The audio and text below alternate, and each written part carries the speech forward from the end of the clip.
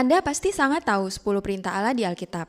Kita umumnya menganggap perintah-perintah itu sebagai nasihat yang baik, seperti jangan membunuh, jangan mencuri, hormatilah ayah dan ibumu, dan seterusnya. Dan itu hanya 10 perintah pertama saja. Padahal sebenarnya ada total 613 perintah. Dan semuanya diberikan kepada bangsa Israel pada zaman itu yang terdapat dalam 5 kitab pertama di Alkitab, yang dalam bahasa Ibrani disebut dengan Torah.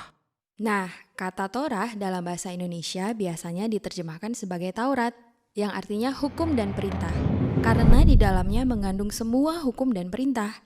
Dan saat kita membacanya, kita bertanya-tanya, haruskah saya mematuhi sebagian perintah ini, ataukah semuanya? Lalu, apa sebenarnya tujuannya? Terjemahannya memang agak membingungkan, karena di samping kitab Taurat berisi berbagai hukum dan perintah, tapi pada dasarnya kitab itu berisi tentang kisah bagaimana Allah menciptakan orang-orang jenis baru yang mampu mengasihi Allah dan sesama dengan sepenuh hati.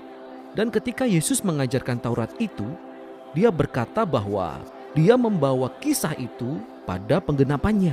Oke, ceritakan kisahnya kepada saya dan bagaimana hal itu digenapi.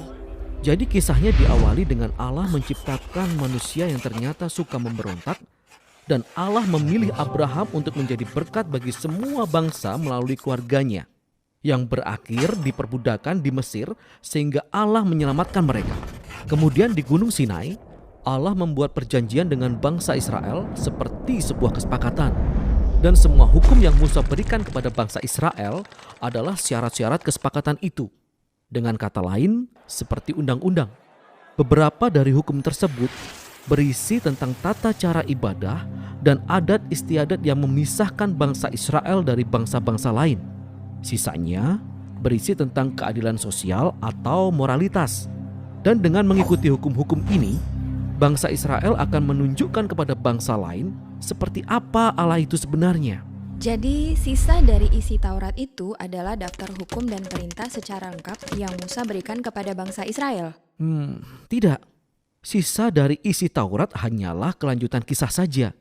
Dan 613 perintah tadi hanyalah beberapa pilihan dari undang-undang yang asli, yang bahkan ini pun telah dipecah-pecah dan ditaruh di titik-titik strategis dalam kisah itu.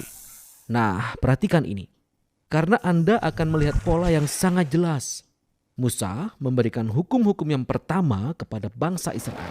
Jangan menyembah Allah lain, jangan membuat patung. Dan tepat setelah itu, ada kisah tentang bangsa Israel melanggar perintah-perintah itu. Mereka menyembah anak lembu emas. Lalu Musa memberikan beberapa perintah lagi. Lalu kita dapati lagi kisah-kisah tentang pemberontakan, beberapa perintah lagi, pemberontakan lagi, beberapa perintah lagi, lebih banyak pemberontakan. Dan kita mulai melihat intinya. Benar, tidak peduli seberapa banyak perintah yang diberikan, mereka akan tetap terus memberontak. Karena itu, di kesimpulan kisah Taurat, Musa memberikan pidato terakhir kepada bangsa Israel ketika mereka bersiap untuk masuk ke tempat tinggal mereka yang baru, dan ia berpesan, "Aku tahu bahwa kalian tidak akan mengikuti seluruh perintah Allah. Kalian telah membuktikannya kepadaku dan kalian tidak mampu melakukannya." Musa berkata bahwa masalahnya ada pada hati mereka yang keras, sehingga mereka butuh hati yang baru yang telah diubahkan jika mereka ingin mengikuti perintah Allah dengan sungguh-sungguh. Dan Musa benar. Kisah itu berlanjut dengan kegagalan total bangsa Israel. Mereka masuk ke tanah perjanjian dan mereka melanggar semua perintah-perintah itu. Benar. Kitab-kitab berikutnya dalam tradisi Yahudi adalah 15 kitab para nabi. Para nabi mencoba merefleksikan kisah bangsa Israel. Contohnya, Yeskiel berkata jika bangsa Israel mau taat pada hukum Allah, Roh Allah perlu lebih dulu melembutkan hati mereka yang keras. Yeremia pun berkata, itulah saat di mana ketaatan akan perintah Allah tidak akan terasa seperti kewajiban, tetapi tertulis dalam-dalam di hati mereka. Dan Yesaya ia menjanjikan pemimpin di masa depan, yaitu Mesias bangsa Israel, yang akan memimpin manusia dalam kepatuhan terhadap hukum Allah. Dalam tradisi Yahudi, seluruh kitab ini disebut kitab para nabi, termasuk kitab sejarah, karena isinya merupakan kelanjutan kisah yang diceritakan dari sudut pandang para nabi. Oke, jadi kita punya hukum Taurat dan kitab para nabi. Dan mereka bercerita tentang satu kisah yang saling terhubung tentang kerinduan Allah untuk memberkati seluruh dunia melalui sebuah bangsa, yaitu bangsa Israel yang ternyata membutuhkan sebuah hati yang baru. Ya, dan Yesus melihat dirinya sendiri sebagai kelanjutan dari kisah itu. Ia sependapat dengan hukum Taurat dan kitab para nabi ketika ia mengajarkan bahwa dari hati manusia keluar hal-hal paling buruk dari sifat alamiah manusia. Hal ini seperti sebuah pengaturan bawaan dari hati kita untuk selalu menentang perintah Allah.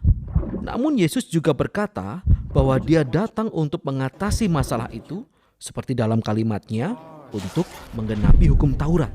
Lalu, apa yang dia maksudkan dengan menggenapi hukum Taurat? Begini, awalnya dia berkata bahwa tuntutan dari isi hukum Taurat hanya dapat dipenuhi dengan apa yang dia sebut sebagai hukum yang terutama, bahwa kita harus mengasihi Allah dan sesama. Kelihatannya cukup mudah ya. Maksud saya, kita semua ingin mengasihi. Ya, kita pikir bahwa kita ingin mengasihi, tapi Yesus menunjukkan bagaimana kasih itu lebih besar tuntutannya dari yang kita sadari. Dia mengutip perintah, jangan membunuh. Dan dia berkata, ya, tidak membunuh seseorang adalah hal yang baik untuk dilakukan. Tapi kemudian dia juga berkata bahwa ketika kita memperlakukan orang lain dengan tidak hormat atau memelihara kebencian terhadapnya, kita juga sudah melanggar konsep moral Allah. Karena kita tidak memperlakukan orang tersebut dengan kasih. Lalu Yesus berkata, kasih yang sejati harus diberikan bahkan kepada musuh kita. Jadi, meskipun perintah ini terlihat sangat mudah, Yesus menunjukkan betapa hati kita saat ini tidak diperlengkapi untuk memenuhi bahkan perintah yang paling dasar sekalipun, yaitu untuk mengasihi orang lain.